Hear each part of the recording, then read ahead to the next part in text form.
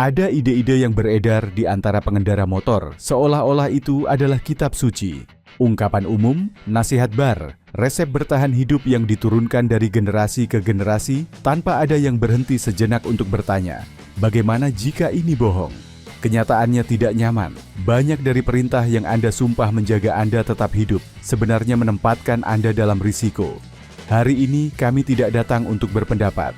Kami datang untuk membongkar, bagian demi bagian, 17 mitos paling berbahaya, bodoh, dan gigih di dunia sepeda motor. Beberapa akan menyakiti Anda, yang lain akan menyelamatkan hidup Anda. Kita mulai dengan nomor 17.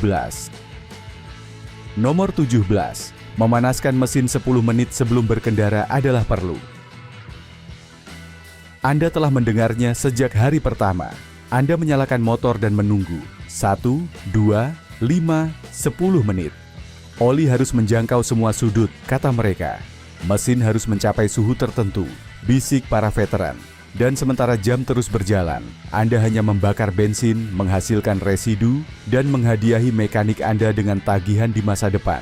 Karena apa yang sebenarnya terjadi di dalam mesin itu saat menderu dalam keadaan kosong, bukanlah penyetelan yang halus, melainkan penderitaan mekanis kecil. Mesin yang dingin, menerima campuran kaya bahan bakar agar tidak mati. Kelebihan bensin itu tidak terbakar seluruhnya, mengembun di dinding silinder, menyeret oli dan mengencerkan viskositasnya. Muncul kondensasi, uap air yang ditakuti yang bercampur dengan pelumas dan mulai membentuk pasta coklat yang tidak ingin dilihat oleh siapapun di bak oli. Mesin modern dengan injeksi elektronik dan sistem manajemen termal tidak memerlukan pemanasan statis. Mereka membutuhkan beban, mereka membutuhkan pergerakan. 30 detik dalam kondisi stasioner hanya cukup agar oli bersirkulasi. Dan setelah itu, berkendara dengan lembut, tanpa menuntut, membiarkan suhu naik secara alami, sementara putaran mesin menari di bawah zona nyamannya. Itulah cara merawat mesin. Sisanya adalah cerita rakyat mekanis yang puluhan tahun lalu masuk akal dengan karburator dan oli mineral berkualitas rendah. Hari ini itu hanyalah buang-buang waktu dan undangan untuk keausan dini. Jika Anda masih termasuk orang yang membiarkan motor bernyanyi sendirian di garasi sementara Anda menghabiskan kopi, inilah saatnya untuk mengubah ritual tersebut. Nomor 16. Knalpot bising, menyelamatkan nyawa.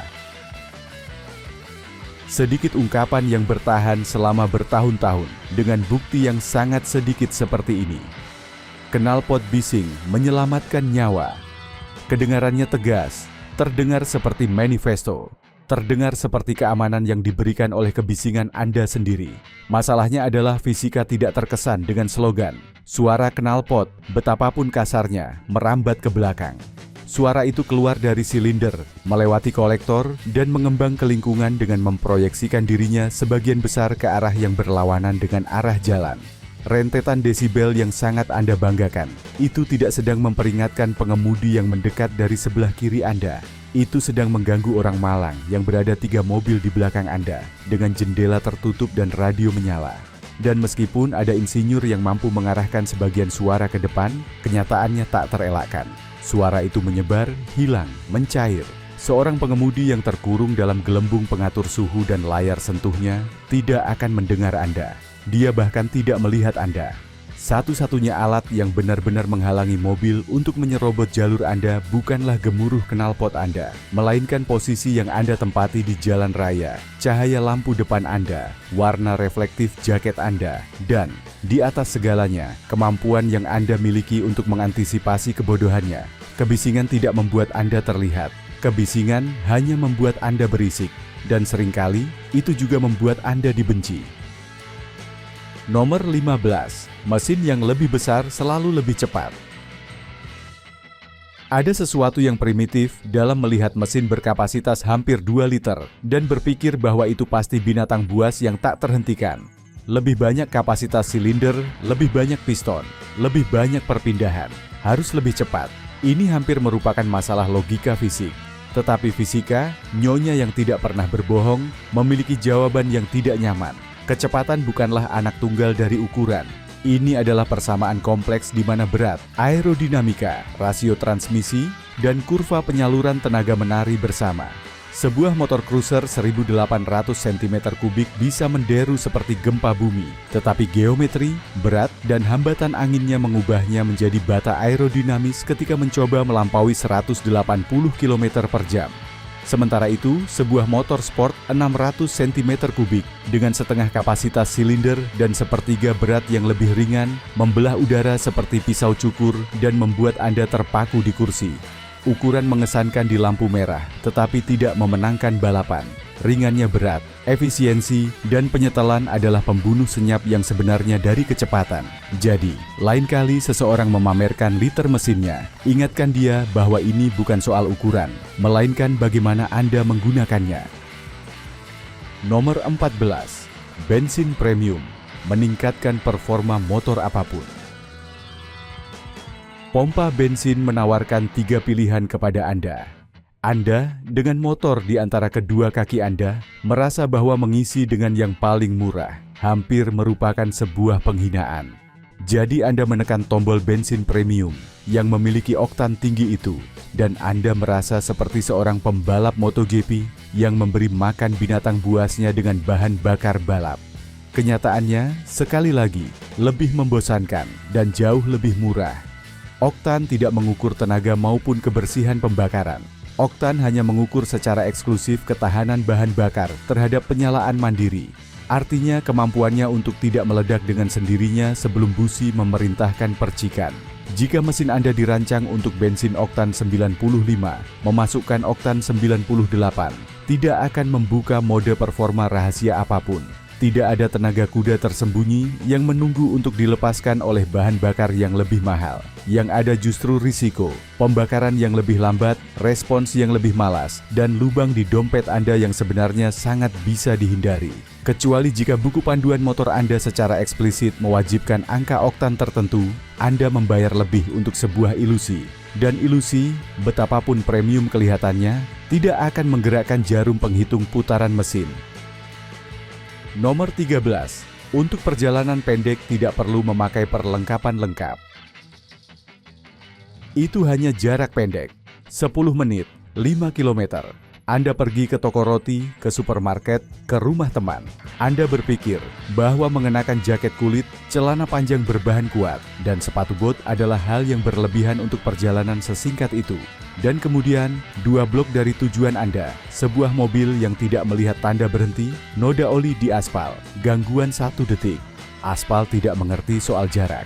Aspal tidak peduli apakah Anda sudah berkendara selama 15 menit atau 15 jam. Tekstur abrasifnya tetap sama. Kemampuannya untuk mengelupas lapisan kulit juga identik. Statistik yang dingin dan keras kepala menunjukkan bahwa sebagian besar kecelakaan serius terjadi di dekat rumah, pada kecepatan rendah, dalam perjalanan yang dianggap tidak berbahaya oleh pengendara. Rasa percaya diri membunuh lebih banyak daripada kecepatan. Karena ketika Anda memakai perlengkapan lengkap, ketika setiap sentimeter tubuh Anda terlindungi, margin kesalahan menjadi lebih besar. Jatuh pada kecepatan 30 km per jam dengan jaket dan sarung tangan bisa menjadi sekadar cerita. Jatuh yang sama dengan mengenakan kaos oblong bisa menjadi operasi rekonstruksi. Tidak ada perjalanan pendek. Yang ada hanyalah perjalanan di mana Anda memutuskan apakah Anda ingin sampai dengan utuh. Nomor 12. Oli rantai bertahan selamanya. Rantai adalah komponen diam yang jarang mendapat perhatian sampai ia mulai berisik. Dan ketika ia melakukannya, itu sudah terlambat. Ada orang yang mengoleskan lapisan pelumas setiap 1000 km dan percaya bahwa itu sudah cukup. Kenyataannya adalah oli rantai tidak abadi, bahkan tidak terlalu tahan lama. Setiap tetes air hujan menyapunya, setiap partikel debu menempel padanya membentuk pasta abrasif yang mengikis karet pelindung dan meregangkan sambungan rantai. Rantai yang kering tidak hanya kehilangan kelenturan, tetapi menjadi alat penghancur massal bagi gear depan belakang dan karet peredam transmisi. Dan ketika akhirnya putus di tengah jalan, ia tidak memberi peringatan. Anda hanya akan mendengar dentuman logam, dan tiba-tiba roda belakang tidak lagi merespons. Merawat rantai bukanlah keinginan estetika belaka, Itu adalah perbedaan antara sampai di tujuan atau menunggu mobil derek di pinggir jalan sambil melihat bagaimana kilometer masa pakai transmisi Anda lenyap karena tidak meluangkan waktu 10 menit setiap 500 km. Nomor 11. Rem mesin merusak transmisi. Ada pengendara yang merasakan semacam rasa hormat yang berlebihan terhadap mesin. Berakselerasi adalah kesenangan, tetapi menahan laju dengannya bagi mereka tampak hampir seperti agresi mekanis. Mereka percaya bahwa menurunkan gigi untuk mengurangi kecepatan menyiksa roda gigi, membuat kopling stres, dan memperpendek umur kruk as. Tidak ada yang lebih jauh dari kenyataan. Rem mesin bukanlah sebuah hukuman, itu adalah alat presisi. Ketika Anda menutup gas, katup asupan tertutup. Ruang hampa yang dihasilkan di dalam silinder menciptakan hambatan alami yang mengerem roda belakang secara bertahap dan terkendali. Menurunkan satu gigi hanya menyinkronkan kecepatan agar transisi tersebut berjalan mulus. Ini adalah teknik yang sama yang digunakan oleh pembalap profesional untuk memasuki tikungan dengan sasis yang stabil tanpa membebankan seluruh tanggung jawab pada piringan rem. Panas adalah musuh nyata bagi rem. Rem mesin membagi panas tersebut, meringankan beban kaliper, dan memberi Anda margin ekstra saat Anda sangat membutuhkannya. Transmisi Anda dirancang untuk menahan jauh lebih banyak daripada sekadar beberapa pengurangan kecepatan. Apa yang benar-benar merusaknya adalah penyalahgunaan, perpindahan gigi yang kasar tanpa menarik kopling, dan menjaganya di bawah beban ekstrim tanpa perawatan yang tepat. Jadi berhentilah memperlakukan rem mesin sebagai musuh. Ia adalah sekutu Anda dan sudah ada sejak motor Anda keluar dari pabrik. Nomor 10. Menopang kedua kaki di setiap lampu merah adalah yang paling aman. Perhatikan setiap pengendara pemula yang berhenti di lampu merah. Secara insting, mereka menurunkan kedua kaki, menapakkan kedua kaki dengan kuat di tanah dan tetap tidak bergerak, seperti patung besi dan karet. Kelihatannya stabil, kelihatannya terkendali. Namun, pada kenyataannya, itu adalah posisi yang menunjukkan rasa tidak aman dan membatasi kemampuan reaksi Anda. Sebuah motor yang berhenti tidak membutuhkan dua titik tumpu. Geometrinya sendiri, dengan garpu yang miring dan distribusi bobot yang baik, menjaganya tetap tegak dengan kemudahan yang mengejutkan. Tambahkan sedikit tekanan pada rem belakang, dan motor akan tetap diam, tidak tergoyahkan. Menopang hanya kaki kiri dan menjaga kaki kanan di atas pedal rem bukanlah sekadar gaya, itu adalah strategi. Itu berarti siap untuk berangkat dengan mulus, untuk mengoreksi keseimbangan, untuk menghindari pengendara yang datang sambil melihat ponsel dan tidak melihat bahwa lampu lalu lintas berwarna merah. Kaki di tanah memberi Anda stabilitas, kaki di pedal memberi Anda pilihan. Dan ketika berbicara tentang bertahan hidup di aspal, pilihan adalah semua yang Anda miliki. Nomor 9. Menetralkan gigi di lampu merah menghemat bahan bakar. Ini adalah salah satu gerakan yang diulang karena inersia generasi. Anda sampai di lampu merah, menghentikan laju dan, hampir tanpa berpikir, Anda menekan ujung sepatu bot di bawah tuas persneling untuk memasukkan gigi netral. Alasan sempurnanya, Anda menghemat bensin, memberikan istirahat pada kopling dan menjadi efisien. Kenyataannya jauh kurang heroik. Pada motor modern dengan injeksi elektronik, konsumsi saat stasioner praktis tidak berarti. Tidak peduli apakah Anda menjaga gigi satu dengan kopling ditarik atau melepaskan seluruh rangkaian transmisi di posisi netral. Unit kendali elektronik tetap mengirimkan jumlah bahan bakar minimal yang sama. Nyaris hanya embusan bensin untuk menjaga mesin tetap berputar. Perbedaannya, jika memang ada, diukur dalam sepersekian mililiter. Dalam 1 tahun di kota, Anda bahkan tidak akan bisa menghemat cukup uang untuk membeli kopi. Apa yang sebenarnya Anda lakukan adalah mengorbankan kemampuan reaksi. Di posisi netral, motor Anda adalah penonton pasif. Jika seorang pengemudi yang lengah mendekat dari belakang tanpa niat mengerem, Anda memerlukan gerakan tambahan untuk memasukkan gigi dan keluar dari jalur tersebut. Setengah detik itu bisa menjadi perbedaan antara menghindari benturan dan menjadi statistik kecelakaan. Menjaga gigi satu, dengan kopling ditarik dan kaki kanan di pedal rem, bukanlah tanda ketidaktahuan mekanis. Itu adalah posisi siaga. Penghematan bahan bakar di lampu merah adalah fantasi akuntansi. Kemampuan reaksi, di sisi lain adalah mata uang yang sah di jalan raya. Nomor 8. Selalu harus menggunakan rem depan dan belakang dengan kekuatan yang sama. Ada orang yang percaya bahwa pengereman sempurna adalah keseimbangan matematis, 50% depan, 50% belakang. Tekan kedua tuas dengan intensitas yang sama dan motor akan berhenti di garis lurus, seolah-olah berada di atas rel. Namun, fisika memiliki rencana lain. Saat Anda melambat, berat motor dan pengendara berpindah secara drastis ke depan. Garpu depan tertekan, ban depan menancap di aspal mencari cengkeraman, dan ban belakang terbebas dari beban, melayang hampir tanpa tekanan di atas tanah. Pada saat itu, rem depan mampu menghasilkan antara 70 hingga 90% dari seluruh kapasitas penghentian. Rem belakang sebaliknya bertindak sebagai penyeimbang, dukungan sekunder yang membantu menjaga lintasan, tetapi jika digunakan dengan terlalu terburu-buru, akan mengunci roda dengan mudah. Pengendara berpengalaman tidak mencari simetri. Mereka mencari perasaan. Mereka menekan rem depan dengan mantap, secara progresif, merasakan bagaimana karet menempel di jalan, sementara kaki kanan menyentuh pedal belakang dengan kelembutan seseorang yang sedang menyetel instrumen presisi. Ini bukan tentang membagi kekuatan. Ini tentang memahami bahwa rem depan adalah palu dan rem belakang adalah pahat. Bersama-sama mereka membentuk pengereman yang aman, tetapi tidak pernah dengan intensitas yang sama. Nomor 7. Ban baru harus langsung diuji dengan memiringkan motor di tikungan pertama. Memakai ban baru adalah salah satu sensasi yang ditunggu-tunggu oleh setiap pengendara motor dengan tidak sabar. Karet perawan, garis-garis warna yang masih terlihat, janji cengkeraman tanpa batas. Dan kemudian datanglah nasihat dari teman yang berniat baik. Segera uji, pacu di tikungan pertama agar cepat mencapai suhu panas. Kesalahan besar. Ban baru tidak datang dalam kondisi siap bertarung. Ban tersebut keluar dari pabrik dengan lapisan permukaan bahan pelepas cetakan, residu kimia yang diperlukan agar karet tidak menempel pada cetakan selama proses vulkanisasi. Kilauan khas itu, sensasi plastik licin itu, adalah musuh tersembunyi dari cengkeraman. Jika Anda menyerang tikungan dengan semangat seseorang yang ingin memecahkan rekor, kemungkinan besar ban akan membalas Anda dengan kehilangan traksi secara tiba-tiba dan tidak terduga. Mekanik yang baik tidak mengenal ketergesaan. 100 km pertama adalah masa perkenalan. Berkendaralah dengan lembut, akselerasi progresif, pengereman tanpa kejutan. Biarkan karet sedikit terkikis, biarkan kompon bernapas, biarkan ban memahami cara Anda bekerja. Setelah itu akan tiba saatnya untuk memiringkannya hingga hampir menyentuh aspal dengan pijakan kaki. Tapi hari itu bukan hari ini.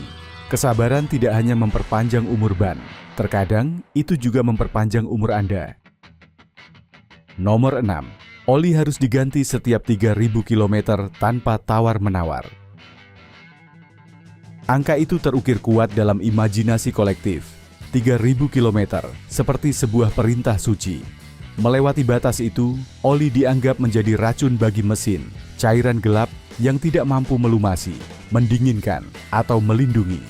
Namun, aturan itu berasal dari zaman ketika oli masih berbahan mineral, mesin memiliki toleransi yang longgar, dan bensin membawa kotoran yang mencemari pelumas hanya dalam beberapa ratus kilometer.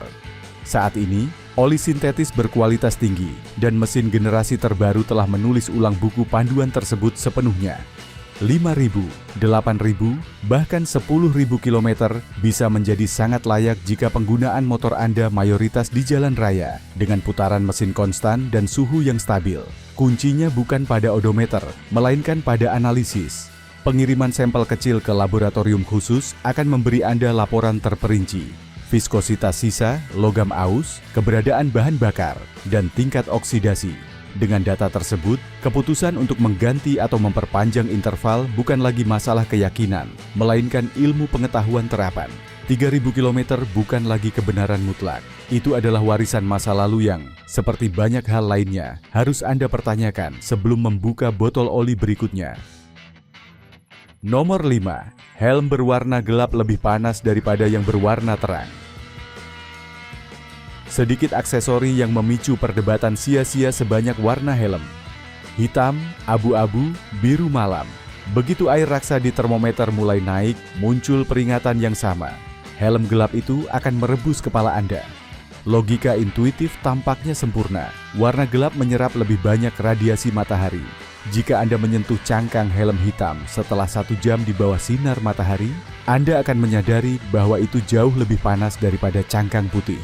Apa yang tidak dipertimbangkan oleh intuisi itu adalah bahwa panas tidak berpindah langsung ke tengkorak Anda dengan kemudahan yang sama. Helm modern bukan sekadar penutup polikarbonat sederhana. Mereka menyertakan lapisan EPS, busa penyerap benturan, yang berfungsi sebagai isolator termal yang luar biasa. Lapisan dalam, yang umumnya terbuat dari kain yang dapat bernapas, menjaga lapisan udara antara kepala Anda dan cangkang luar.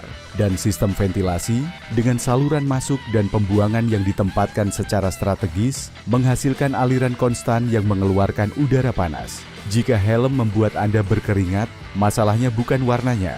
Masalahnya adalah ukurannya, desain aerodinamisnya, atau sekadar lapisan dalamnya yang telah kehilangan kemampuan bernapas selama bertahun-tahun.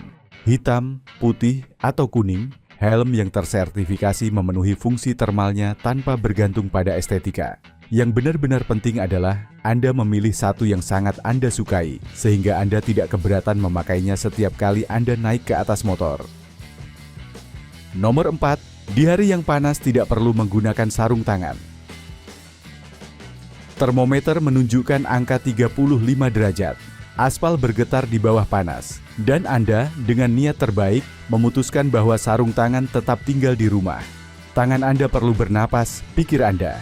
Anda ingin merasakan sentuhan langsung pada stang, kesegaran angin di antara jari-jari. Itu adalah keputusan yang tampak tidak berbahaya, hingga saat tepat di mana Anda kehilangan kendali. Jatuh pada kecepatan 30 km per jam tidak peduli dengan suhu lingkungan. Permukaan pertama yang menyentuh aspal saat tubuh Anda kehilangan keseimbangan bukanlah bahu atau pinggul. Itu adalah telapak tangan Anda. Refleks insting untuk melindungi wajah yang kita semua miliki dalam DNA kita. Dan kulit telapak tangan, yang begitu tipis dan sensitif, tidak dirancang untuk meluncur di atas beton pada kecepatan berapapun. Sarung tangan musim panas bukanlah versi ringan dari saudara musim dinginnya. Mereka adalah bagian dari rekayasa tekstil yang menggabungkan jaring yang dapat bernapas, penguatan di area benturan dan gesekan, serta pelindung buku jari yang menjaga integritas tangan Anda, bahkan ketika bagian tubuh lainnya sudah menyerah. Tangan adalah antarmuka Anda dengan motor. Tanpa tangan, Anda tidak bisa memacu gas, mengerem, atau menarik kopling. Nomor 3. Tekanan ban selalu sama. Ada pengendara yang mengisi angin ban sebulan sekali, melihat angka yang direkomendasikan dalam buku panduan, menyesuaikan katup, dan menganggap masalah selesai selama 1000 km berikutnya. Ini adalah pendekatan pragmatis, tetapi sangat tidak lengkap. Tekanan ban yang optimal bukanlah nilai tetap yang tidak bisa diubah. Itu adalah variabel yang bergantung pada beban, jenis gaya berkendara, suhu lingkungan, dan bahkan profil aspal.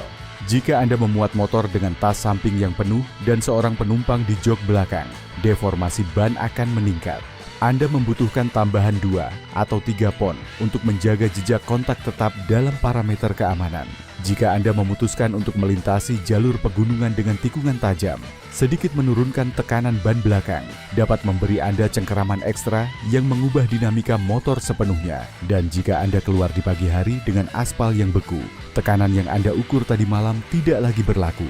Dingin telah menguranginya tanpa Anda menyentuh katupnya sedikit pun. Nomor 2, saya bisa merasakan kerusakan mekanis apapun sebelum menjadi parah. Mengandalkan insting adalah bagian dari esensi seorang pengendara motor. Anda merasakan getaran aneh di setang dan berpikir mungkin itu hanya permukaan jalan.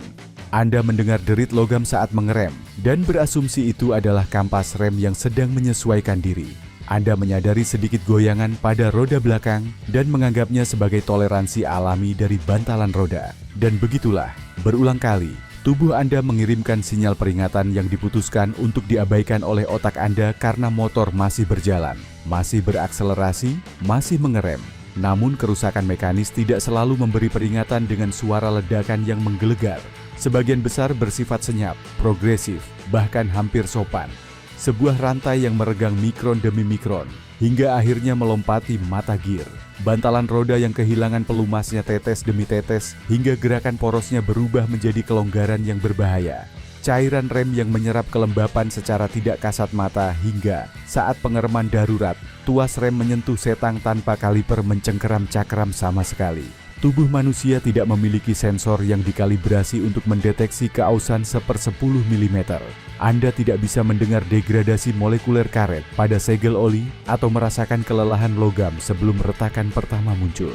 Itulah mengapa inspeksi visual, taktil, dan berkala bukanlah sebuah pilihan. Itu adalah satu-satunya bahasa yang dikuasai dengan lancar oleh komponen motor Anda. Nomor 1. Motor mahal selalu lebih andal. Ini adalah kebohongan paling mahal dari semuanya.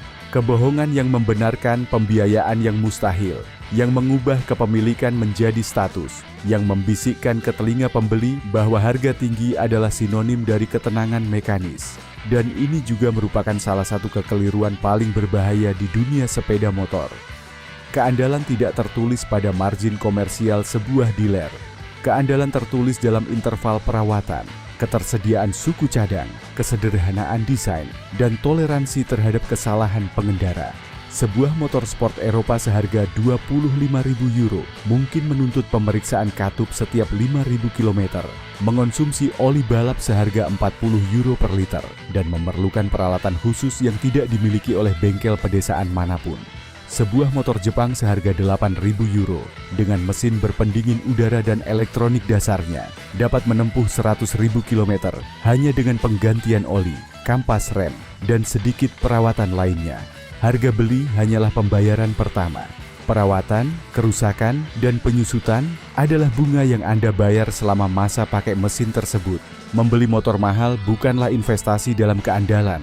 Itu adalah keputusan emosional, sah, dan dapat dimengerti, tetapi tidak boleh disalahartikan sebagai jaminan daya tahan. Motor yang paling andal bukanlah yang harganya paling mahal. Ia adalah yang dirancang dengan paling baik, yang paling sedikit membawa elektronik yang tidak perlu, dan yang telah membuktikan selama puluhan tahun bahwa kesederhanaan yang dijalankan dengan baik adalah bentuk rekayasa tertinggi. Itulah dia. 17 kebohongan yang diulang sampai membuat lelah yang telah bertahan berkat tradisi, kemalasan, dan desas-desus. Tapi sekarang Anda bukan lagi bagian dari rantai tersebut.